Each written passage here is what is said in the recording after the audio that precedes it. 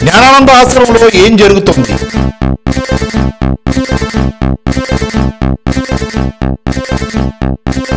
ఆశ్రమ ఆస్తుల విలువ 2000 కోట్ల.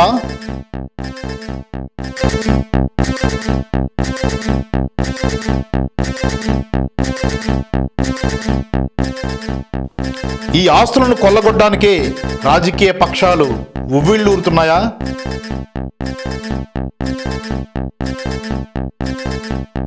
స్వామీజీని చంపేయడానికి కుట్ర పన్నుతున్నది ఎవరు?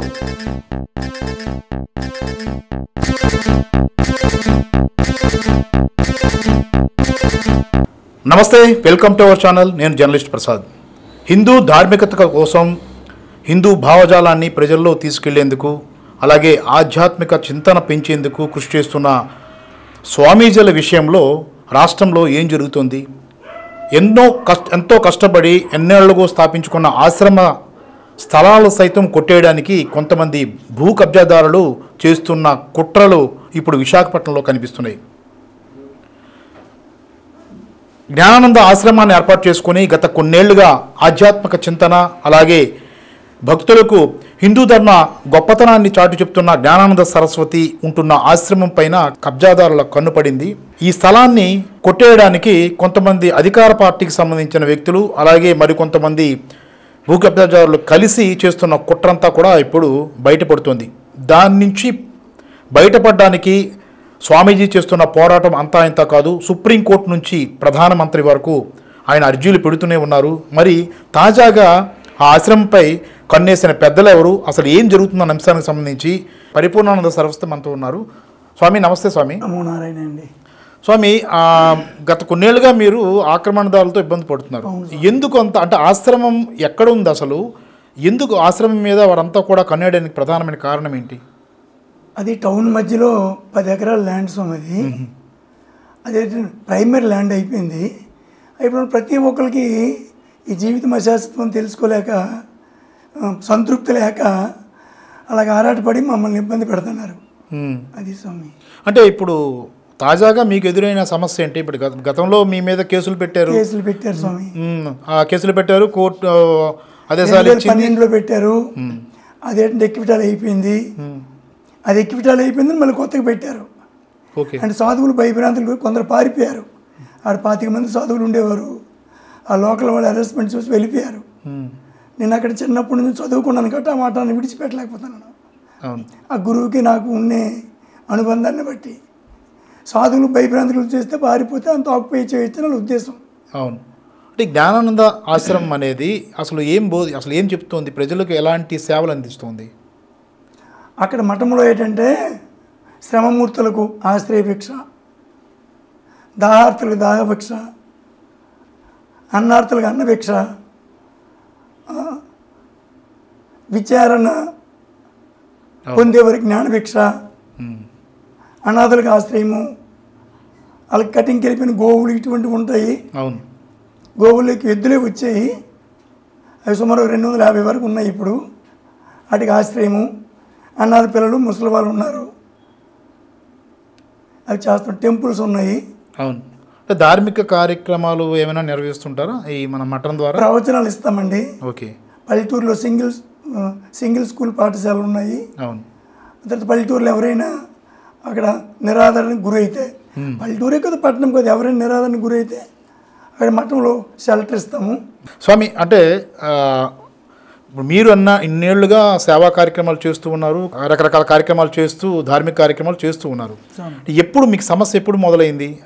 సమస్య మాకు 1974లో మొదలైంది స్వామి. అంటే లోకల్ వాళ్ళు కబ్జా చేయడానికి ఎవరైతే భూమి ఇచ్చారో అతన్ని క్యాచ్ చేసి కోర్టుకు వెళ్ళారు. గిఫ్ట్ డీడ్ క్యాన్సిల్ చేయమని. లోయర్ కోర్టు నుంచి హైకోర్టు వరకు మఠంకి ఫేవర్కి వచ్చింది. ఆ తర్వాత మఠంలో పిల్లలు ఉండకూడదని వెళ్ళారు. పిల్లలు పెట్టుకోవచ్చు అని కోర్టు వారు ఇచ్చారు. ఆ తర్వాత ఎండోమెంట్స్కి అప్ చెప్పారు. ఎండోమెంట్ ట్రిబ్యునల్కి నేను వెళ్ళాను. వెళ్ళిన తర్వాత పీఠాలు మేము తీసుకోలేదు, ఒక టెంపుల్సే తీసుకున్నాం. మేము స్వామీజీకి అంతా విడిచిపెట్టేసామని గోశాల ఇవన్నీ విడిచిపెట్టేస్తే టెంపుల్స్ తీసుకున్నారు. టెంపుల్స్ మీద ఎండోమెంట్ ట్రిబ్యునల్కి వెళ్ళాను. వెళ్ళిన తర్వాత మీరు దాంట్లో ఇంటర్ఫియర్ కాకూడదని ఎండోమెంట్ ట్రిబ్యునల్ ఆర్డర్ ఇచ్చింది. ఈ కబ్జాదారులు ఉంటారు కదా, ఈ టెంపుల్స్ మీద బ్రతికే వాళ్ళు హైకోర్టులో వెళ్ళి సస్పెండ్ చేశారు. సస్పెండ్ చేస్తే అడ్వకేట్ని పెట్టాను. మరి అక్కడ ఏం మాయ చేశారో కట్టి ఇప్పుడు 12 సంవత్సరాలు అయిపోతుంది, కనిపించలేదు ఇంతవరకు ఓకే స్వామి. ఇప్పుడు తాజాగా మీకు ఎదురైన సమస్య ఏంటి? ఇప్పుడు గత వారం రోజులుగా కొంతమంది ఈ వ్యక్తులు మధ్యన వస్తున్నారని చాలామంది ఎవరెవరినో తీసుకురావడం, మేము ఆ టీవీ వాళ్ళము ఈ టీవీ వాళ్ళని చెప్పడం, మా పెర్మిషన్ లేకుండా మేము తాళాలు తీయకపోతే తాళాలు పగలకి లోనికి వెళ్ళిపోవడం, రికార్డులు, తర్వాత ఈ సీసీ కెమెరాలు, డివిఆర్ బాక్స్ ఉంది, డివిఆర్ బాక్సు, తర్వాత ఎవరో చందు యాదవ్ అట ఎవరో ఒకతను, ఇవన్నీ పట్టుకెళ్ళిపోయారు అతను. నేను కంప్లైంట్ ఇచ్చాను మొన్న. తర్వాత క్యాకులు వేశారు, ఎక్కడి నుంచి వెళ్ళిపోకపోతే చంపేస్తామని నేను కంప్లైంట్ ఇచ్చాను. నేను అన్నిటికి తెగించే ఉన్నాను, ఇది గురుస్థలాన్ని కాపాడడానికి కోసం అని నేను సుప్రీంకోర్టుకి, హైకోర్టుకి, ప్రధానమంత్రికి, రాష్ట్రపతికి అందరికి లెటర్స్ పెట్టాను. ఇలాగా లైఫ్ థ్రెటన్ ఉంది, ల్యాండ్ టౌన్ మధ్యలో 10 ఎకరాలు ఉంది, అతను 2 ఎకరాలు కబ్జా చేస్తారు, దాని మీద కోర్టుకి వెళ్ళాను, పగలగొట్టమని కోర్టు ఆర్డర్ ఇచ్చింది, దురాక్రమం తొలగించమని. అది తొలగించలేదు, కంటెంప్ట్ ఆఫ్ కోర్టు ఉంది, 655/2018. ఆ తర్వాత ఏంటంటే ఎండోమెంట్స్ టెంపుల్ కూడా మాకు అప్పచెప్పమని ఒక జీవో ఇచ్చారు గవర్నమెంటే. అప్పుడు జేఎస్వి ప్రసాద్ గారు ప్రిన్సిపల్ సెక్రటరీగా ఉండేటప్పుడు అది ఇంప్లిమెంటేషన్ కాబట్టి హైకోర్టుకి వెళ్ళాను. అది పరిశీలి చేయండి, 2 నెలలు ఆయనకి హ్యాండ్ ఓవర్ చేయండి అని ఇచ్చారు. ఓకే, అదొక కంటెంప్ట్ ఉంది. అంటే ఇప్పుడు ఈ మధ్యన వీళ్ళంతమంది వచ్చి మూకులుగా వచ్చి అంటే కూటమి ప్రభుత్వం యాక్చువల్గా ఇప్పుడు హిందూ ధార్మికత ఏంటంటే అంటే హిందూ భావజాలను ఎక్కువగా పెంచి పోషిస్తున్నట్లు కనిపిస్తుంది. ఒకవైపు పవన్ కళ్యాణ్ నేను హిందూ అంటూ ఆయన ప్రకటించుకున్నారు. ఈ పరిస్థితుల్లో ఏ పార్టీకి సంబంధించిన వ్యక్తులు మీకు ఇబ్బంది పెడుతున్నారు? తెలుగుదేశం వాళ్ళు ఎక్కువ వస్తున్నారండి, తెలుగుదేశం వాళ్ళే వస్తున్నారు అక్కడికి. ఓకే, ఈ లోకల్ ఎమ్మెల్యే వెలగపూడి రామకృష్ణ ఉన్నారు, ఆయన అనుచరులు కాళశంకరు, కాళపోలు నాయుడు, అలాగే మద్దాల భాను, మద్దాల వీర వెంకటప్పారావు, తర్వాత పీల ఎవరో కుర్రోడు ఉన్నాడు, వాళ్ళంతమంది కొంతమంది ఎవరో గుర్తు తెలియని వ్యక్తులను తీసుకొచ్చి భయభ్రాంతులు గురి చేసి టీవీ వాళ్ళని తీసుకొచ్చి గోశాలకు వెళ్ళిపోయి ఎక్కడో టౌడుల్లో చనిపోయిన తెచ్చి అక్కడ పాతి పెడుతున్నారు. ఈ మా మఠంలో పాతి పెట్టడం ఏంటి అనేసి అంటే 10 ఎకరాల ల్యాండ్ ఉంది, ఏడ్ చేసుకుంటావు అయ్యా నీవని మమ్మల్ని అరెస్ట్ చేస్తున్నారు. ఈ టీవీ వాళ్ళకి తెచ్చి అక్కడ దుమ్ములు ఇక్కడ దుమ్ములు ఇక్కడ దుమ్ములు అని చూపిస్తున్నారు. ఓకే, అదేదో మీరే తప్పు చేస్తున్నట్లు చూపిస్తున్నారు. నిరూపిస్తున్నారు. మేము చెప్పి ఇవన్నీ కూడా మీరు చూడండి, ఎప్పుడు ఇక్కడ నిఘా పెట్టండి, మా సీసీ కెమెరా ఉంది చూడండి, మాకు ఇక్కడ చనిపోయిన డెడ్ బాడీలు ఏమి ఉండవు, ఒకవేళ ఆవులు కానీ ఎదురుగా ఏమి చనిపోయి జీవీఎంసీలకు ఫోన్ చేస్తూ వాళ్ళు పట్టుకుపోతున్నారు అని నేను చెప్పాను. ఇలాగ ప్రజల్ని ఈ మఠాన్ని ఒక చెడ్డ వైపు అంటే అన్పాపులర్ చేయడం కోసం అక్కడ ఉండే సాధువులు కానీ మఠాన్ని కానీ చేసి ఇక్కడ ఎవరు మంచోళ్ళు లేరు కబ్జా చేసేద్దామనేసి వీళ్ళు టెంపుల్ దగ్గర కూర్చొని ఉండీలు పెట్టి కలెక్షన్ చేసుకొని ఆ భక్తుల దగ్గర అవి సద్వినియోగం చేస్తే పని బాగున్ను. తాగడాలు ఇటువంటివన్నీ దురాచారాలు చేస్తున్నారు లోకల్ వాళ్ళు. అంటే మీరు హిందూ ధార్మికత కోసం కృషి చేస్తున్నారు, అవును స్వామి, వివిధ ప్రాంతాల్లో ప్రచారం చేసి భజనలు చేస్తాము, సంకీర్తన. అదే మరి ఇన్ని కార్యక్రమాలు చేస్తున్నప్పుడు భారతీయ జనతా పార్టీకి సంబంధించిన నేతలను ఆశ్రయించడం కానీ లేదంటే ప్రధానమంత్రికి అమిత్ షా గారి హోంశాఖ మంత్రికి మీరు ఎప్పుడైనా లేఖలు రాసిన సందర్భం ఉందా? రాశాను స్వామి, చాలా కంప్లైంట్స్ పెట్టాను. ఏమైనా రెస్పాండ్ అయ్యారా? విష్ణు కుమార్ రాజు గారితో కలిశాను, ఆయన ఎండోమెంట్స్ మినిస్టర్తో మాట్లాడి ఆయనకు ఒక లెటర్ నాకు ఒక కాపీ పంపించారు. ఓకే, అవి మరి ఎక్కడ ఏడ్ అవుతున్నాయో తెలియట్లేదు, మనకేం ఇంప్లిమెంటేషన్ అయితే కనిపించట్లేదు.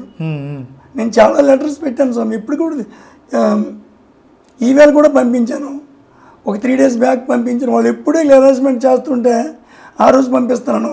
ఓకే, రాత్రి కమిషనర్ పోలీస్ గారికి ఈ మెసేజ్ పెట్టాను వాట్సాప్లో. Okay, and received thank you అని పెట్టారు. మరి ఎక్కడ స్ట్రక్ అవుతుందో ఎవరు మేనేజ్ చేస్తున్నారో తెలియట్లేదు. అంటే మీకు ఇప్పుడున్న పరిస్థితుల్లో అది అసలు ప్లేస్ ఎక్కడ ఉంది? వెంకోజీపాలెంలో ఉందా? వెంకోజీపాలెంలో ఉంది స్వామి, అది Maddilapalem village, AMOLED of Venkojipalem, survey number 19/2. అది ఆశ్రమ దేవాలయాలకు, ధూపదీప నైవేద్యములకు, సాధు సజ్జన తపస్సుల జీవనార్థానికి, సాధువు గురు శిష్య పరంపర ఎవరికి దాన విక్రయ లేకుండా రామానందాశ్రమం పేరుతో అనుభవించాలని ఇచ్చారు స్వామి. ఓకే ఓకే, ఇప్పుడు ఆ స్థలం ఎంత ఉంటుంది స్వామి ఖరీదు? అంటే ఇప్పుడు 2000 కోట్లు ఉంటుంది స్వామి. అది 2000 కోట్లు 2000 కోట్లు ఉంటుందండి. ఒక గజం అక్కడ 3 లక్షలు, మనకి ప్రాపర్టీ వాల్యూతో మనకు సంబంధం లేదు లేదు అదే అంటే వాళ్ళ క్యాలిక్యులేషన్ వాళ్ళకి ఉంది. ఎస్, నేను ఏ ఉద్దేశంతో అన్నానంటే మీకు దానిపైన అలాంటి ఆలోచన లేదు, కానీ ఎవరైతే కబ్జాదారులు ఉన్నారో వాళ్ళు ఏ ఉద్దేశంతో వాళ్ళు అంతగా మీకు ఇబ్బంది పెడుతున్నారంటే దాని విలువ చాలా ఎక్కువై ఉండాలన్నది నా ఆలోచన. అక్కడ ఒక గ్యాంగ్ ఉంది స్వామి, ఆ కొండ మీద గంజా ఇవన్నీ తాగుతారు, మనం ఏంటంటే అల్లరి పెడతారు. ఈ గ్యాంగ్కి ఏంటంటే అటువంటివన్నీ కావాలా, గంజాయి కానీ మందు కానీ, అక్కడే ప్యాకెట్లు, అక్కడే చీటీలు వేయడము, అక్కడే అన్నీ చుట్ట బీడి తాగేసి కూడా వచ్చి మట్ట మీద అటాక్ చేస్తుంటారు. ఇన్ని భయభ్రాంతులు గురవుతున్నాం. పోలీసులకి ఫోన్ చేస్తాను 112కి, చేసిన తర్వాత వచ్చిండే వీళ్ళు పారిపోతారు. వాళ్ళు ఏంటంటే సైరన్ మోగించుకొని వస్తారు, సైరన్ విని వెళ్ళిపోతారు. పోలీసులు మాకు కోపం అయిపోతుంటారు, అనవసరం మీరు కంప్లైంట్ చేస్తారు అది ఇది అనేసి. అలా జరుగుతుంది స్వామి. రైట్. ఇప్పుడు మీకేమైనా ప్రాణభయం ఉందా? అంటే ఎవరైనా భయపెట్టే పరిస్థితులు ఉన్నాయా? ప్రాణభయం ఉందండి. చాలా మంది ఈ మధ్యన చటం చేశారు ఈ వారం రోజుల్లో.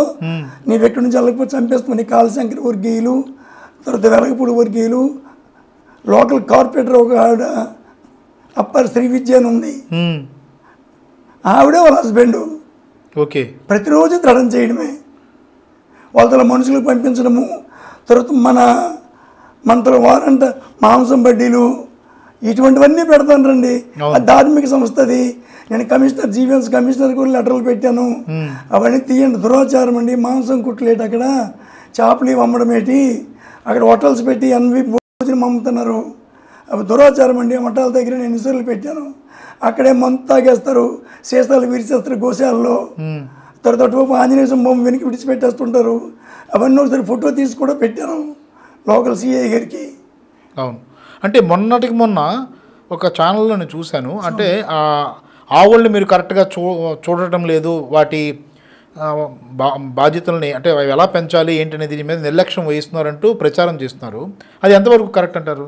నిర్లక్ష్యం ఏం లేదు స్వామి. వీళ్ళకి కావాలని రాత్రులంది దాంట్లో చొరబడి కట్టులు, మెడ కట్టులు విప్పేసి ఆ లోన్ కుదిలేసి ఇలాగా దురాచారాలు చేస్తానండి.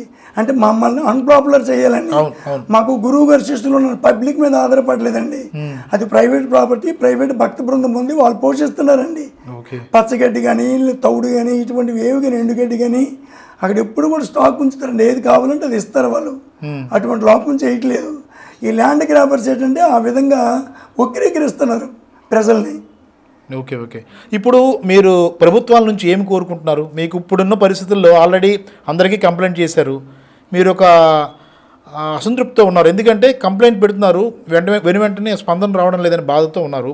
ఇప్పుడు ప్రభుత్వాన్ని, ప్రధాని కానీ కలిసి ప్లాన్ చేస్తున్నారా? ప్రధాని కానీ లేదంటే హోంశాఖ మంత్రి అమిత్ షా గారిని? ఎందుకంటే ఇక్కడున్న ప్రభుత్వ సంబంధించిన నేతలే ఈ కబ్జాకు పాల్పడుతున్నారని మీరు ఆరోపిస్తున్నారు. ఇప్పుడున్న పరిస్థితుల్లో ఇక్కడ ప్రభుత్వం ఎలా స్పందిస్తుందో తెలియదు. మరి భారతీయ జనతా పార్టీకి సంబంధించి, భారతీయ జనతా పార్టీ అంటే ఖచ్చితంగా హిందుత్వాన్ని, ధార్మిక సంస్థలను కాపాడుకునే విధంగా పనిచేస్తుంది కాబట్టి ఆర్ఎస్ఎస్ నేతలను కానీ లేదంటే వీళ్ళందరూ కలిసే ప్రక్రియ ఏమైనా ఉందా? ఆర్ఎస్ఎస్ కలిసి జనార్దన్ గారు ఉన్నారు. ఒకరోజు అక్కడ ఆక్యుపై జరుగుతుంటే వాళ్ళే వచ్చి దాన్ని చూసి అడ్డుకున్నారు. ఆ తర్వాత ఆర్ఎస్ఎస్, విశ్వ హిందూ పరిషత్, బజరంగ దళ వాళ్ళు వీళ్ళందరూ కోఆపరేట్ చేస్తున్నారు. కాకపోతే వాళ్ళు ఏం చేస్తున్నారంటే ప్రతిసారి వాళ్ళు రారు కదా, వాళ్ళు నిత్యం అదే పని, అక్కడే ఉండడం, నన్ను అల్లరి పెట్టడం. అవును, నిత్యం అదే పని. ఇది ఈ మధ్యన అమిత్ షా గారి అపాయింట్మెంట్ కూడా కోరాను, లెటర్లు కూడా పెట్టాను. మరి ప్రైమ్ మినిస్టర్ గారితో అపాయింట్మెంట్ దొరకదో. రేపు మళ్ళీ జనవరి 31 మళ్ళీ రిజర్వేషన్ చేశాను.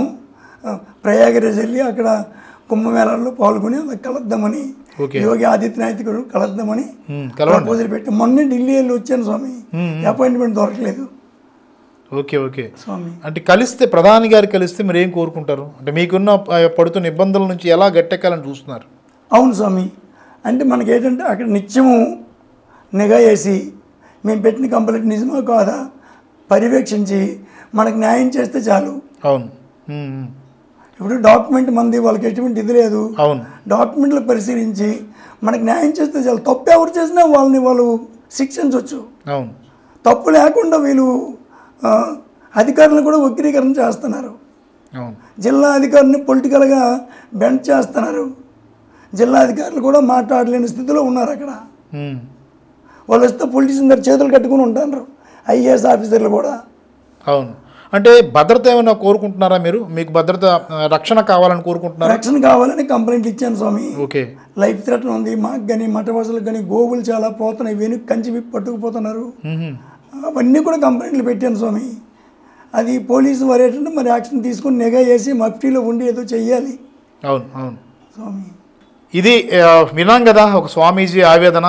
కొన్నేళ్లుగా ధార్మిక సేవా కార్యక్రమాలు నిర్వహిస్తూ గ్రామాల్లో హిందుత్వాన్ని ధార్మికతను ప్రచారం చేస్తున్న స్వామీజీకి పట్టిన గతి అనుకోవాలి. ఎందుకంటే ఆయన అందరికీ మంచి కోసం మేలు కోసం కృషి చేస్తుంటే ప్రభుత్వానికి సంబంధించిన కొంతమంది నేతలు విశాఖపట్నంలో ఆయన ఉన్న ఆశ్రమము, ఆ పీఠాన్ని, మఠాన్ని మొత్తం తొలగించేసి అక్కడ ఒక పెద్ద పెద్ద భవంతులు కట్టడానికి కుట్ర పన్నుతున్నట్లుగా మనకు అర్థమైపోతుంది. దీని వెనక అధికార పార్టీ తెలుగుదేశం పార్టీకి సంబంధించిన ఎమ్మెల్యే అనుచరులే ఉన్నారని స్వామీజీ ఆరోపిస్తున్నారు. కొంతమంది ఛానళ్లను వెంటబెట్టుకుని వచ్చి దోపిడీకి పాల్పడుతున్నారంటూ కూడా ఆవేదన వ్యక్తం చేస్తున్న పరిస్థితి కనిపిస్తుంది. ప్రధానికి అమిత్ షా కూడా కలుస్తున్నట్లుగా చెప్తున్నారు. మరి కేంద్ర ప్రభుత్వం ఈ విషయంలో ఆయనకి భద్రత కల్పిస్తుందా, రక్షణ కల్పిస్తుందా అన్నది చూడాలి. అలాగే ఆయన చేసిన కృషిని లేదంటే ధార్మికతను దృష్టిలో ఉంచుకొని ఆర్ఎస్ఎస్ వాదులు కూడా ఆయన వెంట నిలుస్తారా లేదా చూడాలి. లేదంటే కేవలం రాజకీయవాదంతో ఆయన్ని ఏ రకంగా ఇబ్బంది పాలు చేస్తే ఖచ్చితంగా వారి శిక్ష అనుభవించకమారు. ఎందుకంటే పూర్తి స్థాయి ఆధారాలు, పత్రాలన్నీ కూడా స్వామీజీ దగ్గర ఉన్నాయి. కానీ ఎలాగోలా వాటిని సంపాదించి పీఠాన్ని, బట్టాన్ని మొత్తాన్ని తొలగించి అక్కడ మొత్తం దాన్ని కబ్జా చేయడానికి చూస్తున్న ఎవరైతే కబ్జాదారుల విషయంలో రాష్ట్ర ప్రభుత్వం కూడా సీరియస్గా స్పందించాల్సిన పరిస్థితి అయితే కనిపిస్తుంది. ఓకే, థ్యాంక్ యూ స్వామి. మీరు ఇక్కడికి వచ్చారు. మీ సమస్యను మా ఛానల్ ద్వారా ప్రసారం చేస్తాము. ధన్యవాదాలు.